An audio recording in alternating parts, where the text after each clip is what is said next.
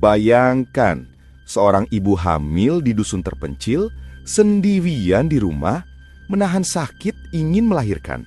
Suaminya berlari mencari pertolongan, meninggalkan dirinya seorang diri.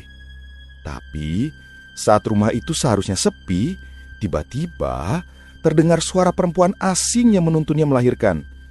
Ketika suaminya kembali bersama bidan, bayi itu sudah lahir dengan rapi. Pertanyaannya, siapa yang menolong Bu Sri malam itu? Dan mengapa suara gaib itu masih sering terdengar sampai sekarang?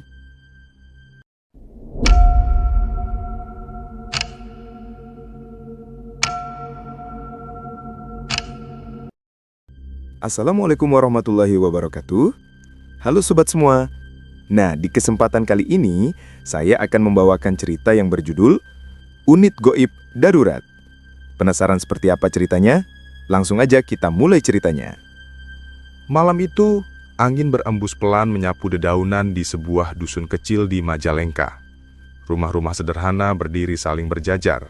Sepi, hanya sesekali terdengar suara jangkrik yang menemani. Di sebuah rumah panggung yang agak tua, Bu Sri, seorang perempuan hamil besar, mulai merasakan kontraksi yang semakin kuat. Wajahnya pucat, keringat dingin membasahi dahi. Suaminya, Jono, panik tak karuan. Jarak ke bidang desa cukup jauh, sedangkan waktu sudah lewat tengah malam. Saat Jono berlari mencari pertolongan, Bu Sri hanya bisa menggenggam kain sarung yang menutupi tubuhnya, berjuang menahan rasa sakit. Namun anehnya, ketika rumah itu seharusnya sepi, terdengar suara langkah-langkah pelan masuk dari arah dapur. Suara itu jelas, meski tak ada seorang pun yang terlihat. Di dusun kecil yang terletak di antara persawahan dan perbukitan Majalengka, masih banyak orang percaya pada hal-hal yang tak bisa dijelaskan dengan logika. Cerita-cerita tentang penunggu gaib yang kadang muncul menolong manusia bukanlah sesuatu yang asing bagi warga. Dari mulut ke mulut, kisah itu diwariskan, terutama soal persalinan. Katanya, ada perempuan tak kasat mata yang suka membantu ibu-ibu melahirkan, terutama di saat genting ketika tak ada satupun manusia yang bisa memberi pertolongan. Orang-orang kampung menyebutnya tamu tak kasat mata. Ada yang percaya itu arwah dukun beranak yang dulu meninggal saat sedang menolong orang. Ada juga yang bilang itu sosok penunggu desa yang sejak dulu mengikat janji menjaga warga. Tapi sebagian lagi menganggap cerita itu hanya mitos untuk menakuti anak-anak kecil agar tidak keluar malam. Bu Sri termasuk orang yang tidak begitu mempercayai cerita-cerita itu. Ia selalu berpikir semua bisa dijelaskan dengan akal sehat. Namun malam itu, ketika perutnya mules luar biasa, pikirannya mulai goyah. Keringat dingin mengucur beras dari pelipisnya. Tangannya mencengkram erat kain sarung yang menutupi tubuhnya, sementara matanya berkaca-kaca menahan sakit. "Jono, tolong cepat, aku tidak kuat lagi," lirih Bu Sri dengan suara serak menahan tangis. Jono yang melihat istrinya kesakitan menjadi panik. Nafasnya tersengal, kakinya mondar-mandir bingung harus bagaimana. Bidan desa tinggal cukup jauh, sekitar 2 km dari rumah mereka, dan itu pun harus melewati jalan setapak yang gelap karena listrik kampung sudah padam sejak sore. Hanya ada lampu teplok redup di sudut rumah, membuat bayangan di dinding bergetar menakutkan. Tanpa berpikir panjang, Jono meraih senter butut yang biasa ia gunakan saat ke sawah. Dengan cepat ia menyalakannya. Cahaya kuning samar menembus pekatnya malam. Ia menatap istrinya yang terbaring meringkuk sambil memegang perut. "Bertahan sebentar, Sri. Aku segera panggil Bu Bidan," ucap Jono terbata lalu berlari keluar rumah meninggalkan istrinya. Rumah kayu itu pun kembali sunyi. Hanya suara serangga malam dan deru nafas berat Bu Sri yang terdengar. Angin malam masuk lewat celah-celah dinding papan, membuat hawa di dalam rumah semakin dingin. Bu Sri menggeliat. Tubuhnya gemetar. Rasa sakit datang berulang membuatnya ingin berteriak, tapi suaranya tertahan. Di tengah keheningan itu, tiba-tiba terdengar suara kain berdesir dari ruang tamu. Seperti ada orang yang baru saja duduk di kursi kayu. Suara itu jelas, bukan halusinasinya. Bu Sri menahan nafas. Jantungnya berdetak sangat kencang. Matanya menatap ke arah pintu kamar yang setengah terbuka. Gelap, tidak ada siapapun di sana. Namun suara itu nyata. Lalu, sebuah suara lirih terdengar. Suara seorang perempuan, lembut, namun ada nuansa dingin yang merambat di balik kelembutannya. Tenang, Neng. Sabar. Sebentar lagi bayinya keluar. Busri sontak menoleh ke arah suara itu. Matanya membelalak, tubuhnya bergetar hebat. Tidak ada siapapun. Hanya bayangan lampu teplok yang bergoyang-goyang. Suara apa itu? Busri bergebar nafasnya. Matanya terbuka lebar, tapi tidak ada siapapun yang terlihat. Siapa? Siapa di sana? Suara Busri bergetar, hampir tak terdengar. Tidak ada jawaban. Namun entah mengapa, rasa takut yang mencekam itu bersamaan dengan rasa aneh yang menenangkan. Kata-kata itu, meski berasal dari sosok tak terlihat, justru membuat tubuh Busri lebih rileks. Seolah-olah ada yang benar-benar mendampingi. Tangannya yang gemetar kini terasa seolah dipegang oleh tangan lain. Dingin namun halus. Lembut seperti milik seorang perempuan. Busri menahan tangis. Air matanya jatuh membasahi pipi. Ia merasa tidak sendirian lagi, meski kenyataannya tidak ada satupun manusia di rumah itu. Di luar sana, Jono masih berlari tergesa menembus gelap. Nafasnya terengah, kakinya hampir tersandung batu. Jalan setapak menuju rumah Bu Bidan terasa begitu jauh. Sesekali ia mendengar suara binatang malam, jangkrik, bahkan lolongan anjing dari kejauhan. Namun pikirannya hanya satu, istrinya harus segera ditolong. Sementara di rumah, Busri mulai merasakan tekanan semakin kuat. Rasa sakit itu tak tertahankan. Di telinganya suara perempuan itu kembali terdengar, kali ini lebih jelas, seolah-olah berada tepat di sampingnya. Tarik nafas dalam, hembuskan perlahan. Ayo, ikuti aku. Busri menggigil. Ia ingin menoleh tapi tubuhnya lemah. Ia mengikuti instruksi itu, menarik nafas, lalu menghembuskannya perlahan. Anehnya, ketika ia menuruti suara itu, rasa sakitnya sedikit berkurang meski sebentar. Ada rasa asing merayap dalam pikirannya. Ia tahu tidak ada manusia lain di rumah itu, namun sentuhan itu nyata. Ada yang menatap posisi kakinya, ada yang mengelus punggungnya, seakan-akan ada bidan gaib di sana. Matanya terpejam rapat. Ia pasrah, menyerahkan segalanya pada suara itu. Di antara rasa sakit dan rasa takut, ia berbisik lirih. "Tolong aku, tolong bayiku." Suara itu merespon lembut. "Tenang, Neng. Aku di sini." Busri terisak, tubuhnya semakin lemah. Namun hatinya mulai percaya. Ada sesuatu yang tidak bisa dijelaskan dengan logika, sesuatu yang malam itu benar-benar menemaninya. Detik demi detik terasa sangat lama. Kamar itu semakin dingin, bahkan nafasnya sendiri terlihat seperti asap. Lampu teplok bergoyang tanpa ada angin. Suasana berupa cekam. Namun di balik semua itu, ada ketenangan yang sulit dijelaskan. Hingga akhirnya, Busri merasakan tekanan semakin kuat di perutnya. Rasa sakit itu tak tertahankan. Di telinganya suara perempuan itu kembali memberi aba-aba. "Sedikit lagi, kuatkan dirimu. Sebentar lagi semuanya selesai." Dan tepat saat itu, terdengar suara tangisan bayi yang nyaring memecah kesunyian rumah panggung tersebut. Busri terdiam. Air matanya mengalir deras. Bayinya lahir. Tapi, siapa yang sebenarnya menolongnya malam itu? Rasa sakit itu semakin kuat, menusuk dari dalam, membuat tubuh Busri terasa seperti diremuk. Tangannya meraih apa saja yang bisa digenggam, kain sarung yang sudah basah oleh keringat, tiang kayu tempat ia bersandar, bahkan kasur tipis yang menjadi alasnya. Pandangannya mulai kabur, namun ia bisa merasakan dengan jelas sesuatu menyentuh kakinya. Sentuhan itu halus, lembut, seperti tangan seorang perempuan yang penuh pengalaman.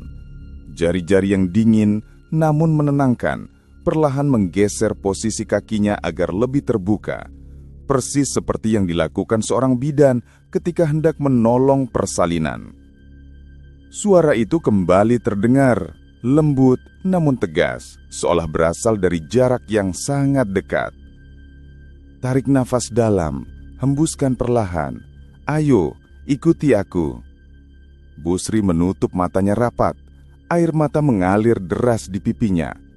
Ia menangis pelan, bukan hanya karena sakit, tetapi juga karena bingung. Bagaimana bisa ia mendengar instruksi begitu jelas, Padahal tak ada siapapun di ruangan itu. Semua pintu terkunci. Jono sudah pergi. Ia benar-benar sendiri. Namun, entah mengapa, dorongan yang begitu kuat membuatnya mau tidak mau mengikuti perintah suara itu. Ia menarik nafas panjang, lalu menghembuskannya perlahan, mencoba mengikuti ritme. Setiap kali ia mengikuti instruksi, ada sedikit rasa lega, meskipun hanya sebentar.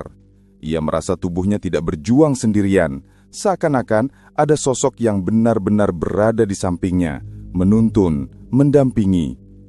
Hatinya campur aduk, antara ketakutan yang mencekam dan rasa tenang yang aneh. Sementara itu, di jalan setapak yang gelap, Jono berlari sekuat tenaga. Nafasnya terengah-engah, dadanya terasa terbakar, kakinya gemetar menapaki tanah yang licin. Jalan menuju rumah Bu Bidan memang tidak mudah. Di kanan kiri hanya ada kebun bambu dan sawah yang sunyi. Angin malam menimbulkan suara gesekan daun yang menyeramkan. Sesekali ia menoleh, seolah merasa ada yang mengikuti dari belakang. Namun ia menepis semua pikiran itu. Hanya ada satu hal dalam kepalanya. Ia harus segera membawa pertolongan untuk istrinya. "Ya Allah, tolonglah istri saya," gumamnya berulang kali sambil berlari. Ketika cahaya rumah Bu Bidan mulai terlihat dari kejauhan, Jono hampir terjatuh karena kakinya tersandung akar pohon. Ia bangkit dengan susah payah, tubuhnya penuh keringat dan berlari lagi hingga akhirnya sampai di depan rumah kayu sederhana itu. Ia mengetuk pintu keras-keras sambil berteriak, "Bu Bidan, cepat ikut! Istri saya mau melahirkan, tolong!" Pintu terbuka dengan cepat. Seorang perempuan setengah baya keluar dengan wajah terkejut. Bu Bidan tidak sempat bertanya panjang lebar. Ia hanya mengambil tas hitam berisi perlengkapan persalinan yang sudah disiapkan untuk keadaan darurat. "Cepat tunjukkan jalannya," katanya. Tanpa menunggu, Jono langsung berlari kembali. Kali ini ditemani Bu Bidan yang berusaha mengimbangi langkahnya. Jalan setapak yang gelap kembali mereka telusuri, hanya ditemani senter kecil yang goyah karena tangan Jono bergetar. Suasana malam itu terasa berbeda. Angin bertiup lebih kencang, membuat dedaunan berisik. Sesekali Bu Bidan menoleh ke kanan kiri, merasakan hawa aneh yang membuat bulu kuduknya berdiri, tapi ia memilih diam. Sementara itu, di rumah Bu Sri semakin lemah, namun suara itu tidak pernah berhenti mendampinginya. "Bagus, Neng, sebentar lagi, kuatkan sedikit lagi." Ucapan itu terdengar berulang-ulang, membuat Bu Sri pasrah mengikuti. Ia sudah tidak peduli lagi apakah itu nyata atau tidak. Yang penting, bayinya harus lahir dengan selamat. Rasa sakit mencapai puncaknya. Bu Sri berteriak tertahan, menggigit bibirnya sendiri sampai hampir berdarah. Matanya terpejam, tubuhnya menegang. Lalu tiba-tiba, dorongan itu datang begitu kuat, tak tertahankan. Dan pada saat itu juga, suara tangisan bayi pecah di udara. Tangisan nyaring yang membuat seluruh rumah seakan bergetar. Bu Sri terisak lega, air matanya bercucuran, tubuhnya lunglai, namun hatinya dipenuhi rasa syukur. Di sampingnya, ia bisa merasakan sesuatu atau seseorang yang membungkus bayinya dengan kain sarung seadanya. Ia tidak berani membuka mata, hanya mendengar suara lirih itu berkata pelan, "Anakmu sudah lahir, jaga dia baik-baik." Beberapa menit kemudian, pintu rumah terbuka dengan keras. Jono masuk bersama Bu Bidan. Keduanya terlihat terengah-engah. Namun langkah mereka terhenti mendadak. Mata mereka membelalak, wajah pucat, karena apa yang mereka lihat benar-benar di luar nalar. Bu Sri terbaring lemas di kasur tipis, wajahnya penuh keringat tapi tampak lega. Di sampingnya, ada bayi mungil terbungkus kain sarung dengan rapi. Tidak ada darah berceceran di lantai, tidak ada kekacauan seperti biasanya proses melahirkan. Bahkan, kasur itu masih tampak bersih. Semuanya terlihat seperti sudah ditangani tenaga ahli. Jono langsung berlutut di samping istrinya. "Sri, ya Allah, sudah lahir? Bagaimana bisa?" Suaranya gemetar antara lega dan bingung. Bu Bidan mendekat. Matanya menyapu ruangan dengan raut penuh tanda tanya. Ia melihat bayi itu, memeriksa sebentar lalu menoleh kepada Busri. "Siapa yang menolongmu? Bukankah kau sendirian?" Tanyanya dengan suara serius. Dengan nafas terengah dan suara yang hampir tak terdengar, Busri menjawab, "Ada seorang perempuan. Suaranya lembut sekali. Aku tidak bisa melihat wajahnya jelas. Ia hanya bilang aku harus tenang. Lalu tiba-tiba bayiku lahir." Begitu kata-kata itu keluar, ruangan mendadak terasa dingin. Angin seolah masuk lewat celah dinding meskipun semua tertutup rapat. Api kecil di lampu teplok bergoyang liar seolah ditiup oleh sesuatu yang tak terlihat. Bu Bidan spontan merapatkan selendangnya, merasakan hawa dingin yang menusuk tulang. Jono menoleh ke kanan kiri, wajahnya pucat pasi. Bayi itu masih menangis, suaranya nyaring memecah keheningan. Namun di telinga Busri, tangisan itu terdengar bercampur dengan bisikan samar, suara perempuan yang tadi menuntunnya. "Tenanglah, aku selalu ada di sini." Busri menutup matanya rapat, tubuhnya bergetar. Ia tahu, malam itu ia tidak benar-benar sendirian. Hari-hari setelah bersalinan itu benar-benar menjadi buah bibir di seluruh kampung. Hampir setiap orang yang ditemui Jono maupun Busri selalu bertanya tentang malam kelahiran yang aneh itu.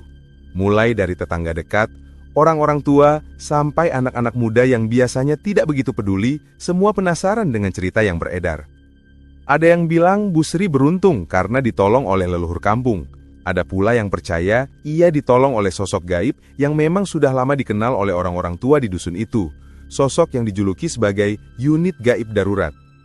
Julukan itu terdengar seperti gurauan, tetapi bagi sebagian orang yang masih percaya pada cerita lama, hal itu nyata adanya. Konon, puluhan tahun lalu, jauh sebelum bidan desa diutus pemerintah untuk menetap di kampung, ada seorang dukun beranak bernama Nyai Sari. Ia terkenal sakti, namun juga baik hati. Hampir seluruh bayi yang lahir di kampung ini lahir lewat tangannya. Tapi nasibnya tragis. Ia meninggal saat sedang membantu seorang ibu melahirkan. Darah si ibu terlalu banyak keluar, dan Nyai Sari kelelahan menolong. Ia pingsan di tempat itu dan tak pernah bangun lagi. Sejak saat itu, orang-orang percaya arwahnya masih berkeliaran, tidak tenang karena rasa tanggung jawabnya yang belum selesai. Kalau ada ibu hamil yang kesusahan, apalagi saat jauh dari bantuan, katanya Nyai Sari suka datang menolong.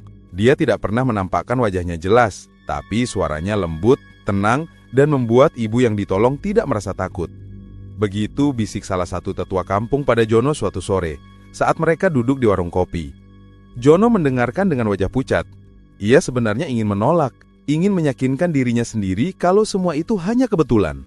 Namun ketika mengingat kembali malam itu, ingatan tentang suara lembut yang menuntun Busri, tentang tubuh bayinya yang lahir tanpa proses berantakan, tentang ruangan yang dingin tanpa sebab, semua itu membuatnya sulit menyangkal. Busri sendiri tidak pernah bisa melupakan malam itu. Setiap kali ia melihat bayinya, ada rasa syukur yang dalam, sekaligus perasaan aneh yang mengusik pikirannya. Ia sering terbangun tengah malam, mendengar suara perempuan itu lagi, berbisik halus tepat di telinganya. "Jaga baik-baik anakmu." Kadang suara itu begitu nyata, hingga ia refleks menoleh ke samping berharap ada seseorang di sana. Tapi yang ia lihat hanya kegelapan kamar dan tubuh bayinya yang tidur pulas. Jono semakin sering merasa rumahnya dipenuhi hawa dingin. Ia orang yang sebenarnya jarang percaya dengan hal-hal gaib. Tapi kali ini, bukti-bukti kecil datang silih berganti. Seperti kain sarung bayi mereka yang selalu ditemukan rapi. Padahal, ia dan Busri tidak merasa melipatnya. Atau suara perempuan bersenandung dari arah dapur tengah malam, padahal jelas tidak ada siapa-siapa yang bangun. Pernah suatu kali, Jono terbangun karena haus. Ia melangkah pelan ke dapur untuk mengambil air. Saat sampai di pintu, ia berhenti karena mendengar suara lirih seperti orang bersenandung lagu Nina Bobo. Suara itu lembut, menenangkan, namun juga membuat bulu kuduknya berdiri. Ia memberanikan diri mengintip ke arah tungku. Dan di sana, ia melihat bayangan samar seorang perempuan duduk di kursi, menggendong sesuatu. Jantungnya hampir berhenti. Ia buru-buru memejamkan mata, menguceknya, lalu membuka kembali. Tapi sosok itu sudah hilang. Yang tersisa hanyalah detak jam dinding dan hembusan angin malam yang masuk dari celah jendela. Besok paginya, ia tidak berani bercerita pada Bu Sri. Ia hanya bilang kalau tadi malam ia tidak bisa tidur. Tapi Bu Sri, dengan wajah pucat, justru menatap Jono lama, lalu berkata lirih, "Aku juga mendengarnya, Mas. Suara itu datang hampir setiap malam." Sejak saat itu, rumah mereka menjadi semacam tempat yang dihindari warga kampung. Kalau siang, orang masih mau mampir untuk menjenguk bayi Bu Sri. Mereka membawa makanan, doa, atau sekedar duduk sebentar untuk mengobrol. Namun setelah maghrib, jalan di depan rumah itu seakan mati. Orang-orang enggan lewat. Bahkan anak-anak kecil yang biasanya suka bermain petak umpet di sekitar halaman, kini menjauhi tempat itu. Ada yang bilang mereka sering melihat sosok perempuan berambut panjang berdiri di depan rumah saat malam hari. Ada pula yang bersumpah mendengar suara tangisan bayi, padahal bayi Bu Sri sedang tidur nyenyak. Cerita-cerita itu membuat keluarga Jono semakin terasing, meski mereka tidak bisa berbuat apa-apa. Suatu malam, sekitar seminggu setelah kelahiran, kejadian yang lagi menyeramkan terjadi. Bayi mereka menangis kencang sekali. Tangisannya tidak biasa, seolah ada sesuatu yang membuatnya ketakutan. Bu Sri berusaha menenangkannya, menggendongnya, menyusui, bahkan membedong tubuhnya. Tapi tangisan itu semakin keras, memekakkan telinga. Jono panik, ikut mencoba mengelus kepala anaknya, namun tidak berhasil. Tiba-tiba, di antara tangisan itu, suara perempuan itu kembali terdengar. Kali ini tidak lagi berbisik, melainkan jelas, seolah berdiri tepat di samping mereka. "Tenangkan dia, biar aku yang jaga." Suara itu membuat ruangan terasa membeku. Bu Sri spontan menoleh ke arah jendela, dan untuk sesaat, ia melihat bayangan perempuan berambut panjang, berdiri dengan wajah samar. Wajah itu memang tidak jelas, tapi senyumnya terlihat. Senyum yang lembut sekaligus menakutkan. Anehnya, seketika itu juga, bayi mereka berhenti menangis. Ia terlelap begitu saja, seolah seseorang telah mengayunkannya dengan penuh kasih sayang. Bu Sri gemetar, air matanya mengalir, sementara Jono hanya bisa menatap kosong. Mereka tidak tahu apakah harus bersyukur atau ketakutan. Hari-hari berikutnya, tanda-tanda kehadiran sosok itu semakin kuat. Kadang terdengar suara langkah kaki dari arah kamar, padahal mereka berdua sedang duduk di ruang depan. Kadang pintu berderit terbuka sendiri, lalu tertutup pelan, seolah ada yang masuk dan keluar. Yang paling membuat Jono takut adalah ketika ia pulang larut malam dari ladang dan mendapati bayinya sudah terlelap di buayan. Bayinya ditutupi selimut rapi dan ada aroma bunga melati menyebar di seluruh ruangan. Bu Sri mengaku tidak melakukannya. "Aku tadi ketiduran, Mas. Aku baru bangun ketika kamu masuk," kata Bu Sri dengan wajah bingung. Jono terdiam, menatap bayinya yang damai, lalu menatap jendela yang sedikit terbuka. Dari luar, samar-samar ia mendengar suara perempuan tertawa pelan, lalu hilang ditelan angin malam. Sejak malam itu Jono mulai merasa bahwa rumahnya bukan lagi milik mereka sepenuhnya. Ada sosok lain yang ikut tinggal, mengawasi, bahkan mengurus bayi mereka. Namun semakin lama, rasa takut itu bercampur dengan rasa bingung. Sosok itu tidak pernah menyakiti mereka, justru seperti menjaga. Tapi bukankah menakutkan jika ada tamu tak kasat mata yang selalu hadir di rumah? Ketika kabar ini semakin tersebar, orang-orang kampung semakin yakin bahwa yang menolong Bu Sri saat melahirkan adalah Nyai Sari, arwah dukun beranak yang masih bertugas meski sudah mati. Dan kini arwah itu tidak hanya menolong, tetapi juga menetap di rumah Bu Sri, menjaga bayi itu seolah kecucuan sendiri. Waktu pun terus berjalan, tapi keanehan-keanehan tidak berhenti. Sampai suatu malam terdengar suara ketukan keras di pintu. Jono membuka dengan hati-hati, dan di luar berdiri seorang perempuan tua dengan tongkat, wajahnya penuh keriput. Ia adalah Mbah Lastri, orang yang dikenal sebagai penjaga ilmu tua di kampung itu. Dengan tatapan tajam, ia berkata, "Kalian harus siap. Kalau benar dia yang menjaga anakmu, maka suatu saat dia akan meminta balasan." Bertahun-tahun kemudian, anak Bu Sri tumbuh sehat. Namun satu hal yang tak pernah mereka lupakan, malam kelahiran yang penuh misteri. Orang-orang kampung menamanya Unit Gaib Darurat, penolong tak kasat mata yang muncul hanya di saat genting. Bu Sri dan Jono tidak pernah tahu siapa sebenarnya sosok itu. Tapi hingga kini, setiap kali terdengar suara bayi menangis di kampung itu, ada yang bersumpah mendengar suara perempuan berbisik, lembut namun mencekam. "Tenang, aku sudah di sini." Sekian cerita dari saya. Terima kasih. Wassalamualaikum warahmatullahi wabarakatuh.